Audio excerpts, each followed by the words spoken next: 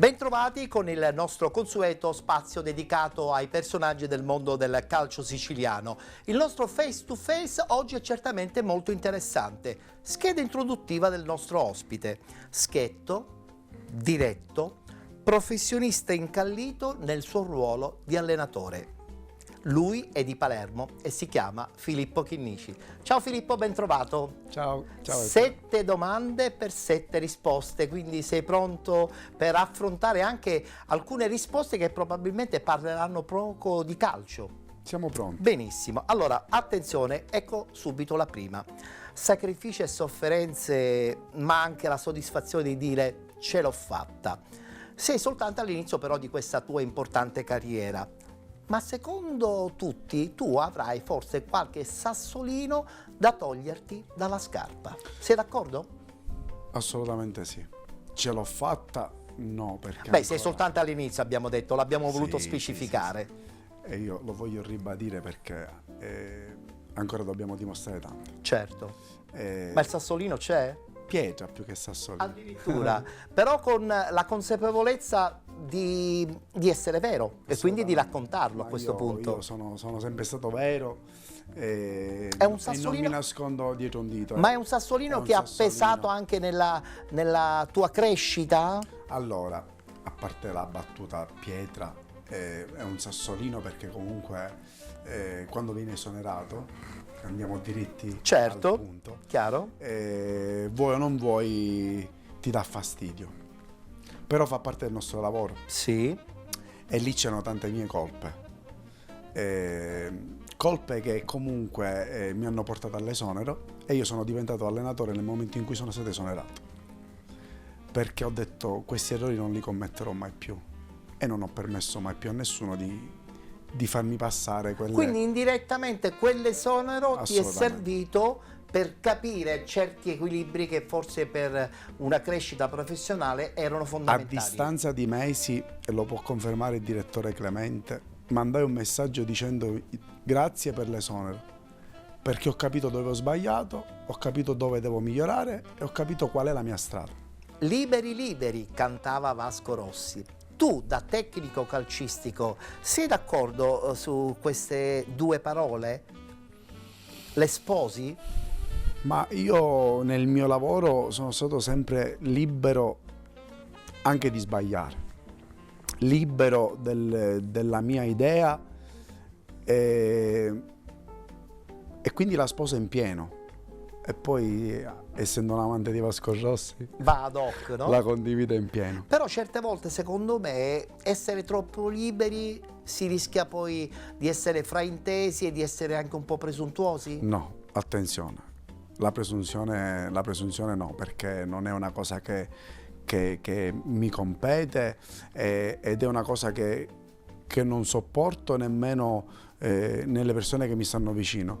Per me l'umiltà sta alla base, non soltanto a livello calcistico ma anche a livello umano e per me sono dei valori importanti nella vita e che poi mi riporto anche in campo. Filippo, ma quando hai capito effettivamente che questo era il tuo percorso? E soprattutto c'è stato qualcuno che prima che iniziassi a fare l'allenatore ti ha proposto di fare un'altra cosa? Allora, io ho avuto la sfortuna di avere un infortunio bruttissimo a 17 anni e poi sono tornato di nuovo a giocare e a 23 anni ho riavuto lo stesso brutto infortunio, quindi ho dovuto smettere per forza maggiore.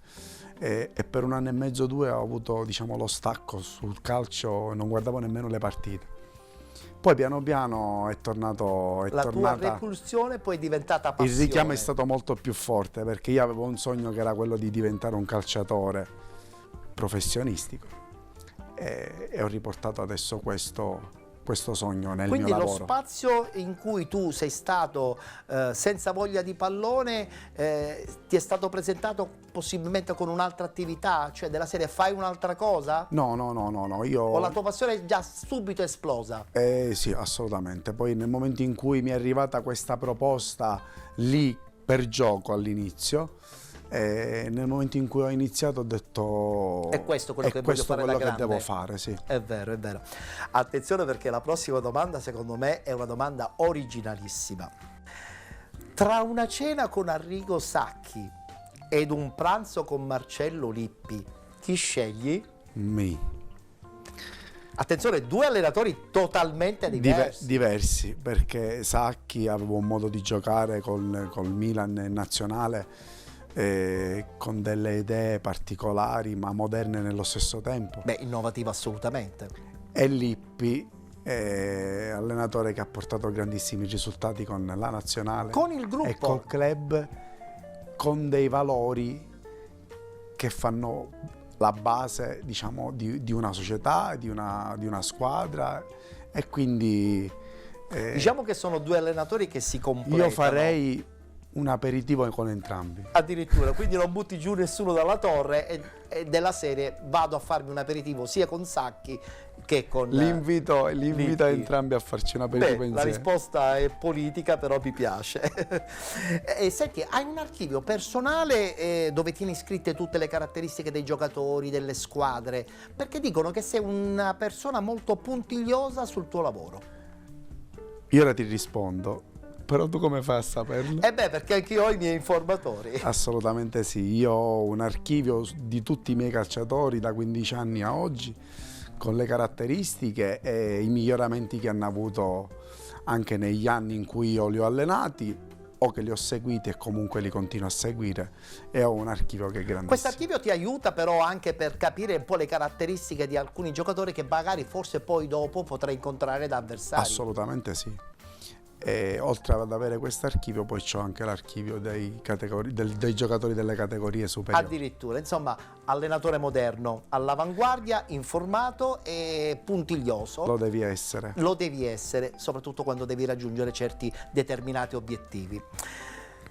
Lavoro, lavoro e sempre lavoro. Quando effettivamente stacchi la spina, carissimo Filippo, e conduci una vita parallela che probabilmente è anche importante? Qua la persona che comunque mi sta più vicino è mia moglie, perché non la stacco mai la spina, non ci riesco.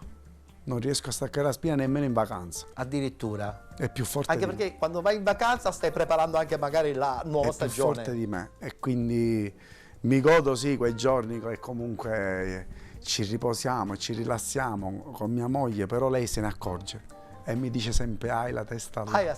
Beh, quindi allora giustamente non stacchi la spina.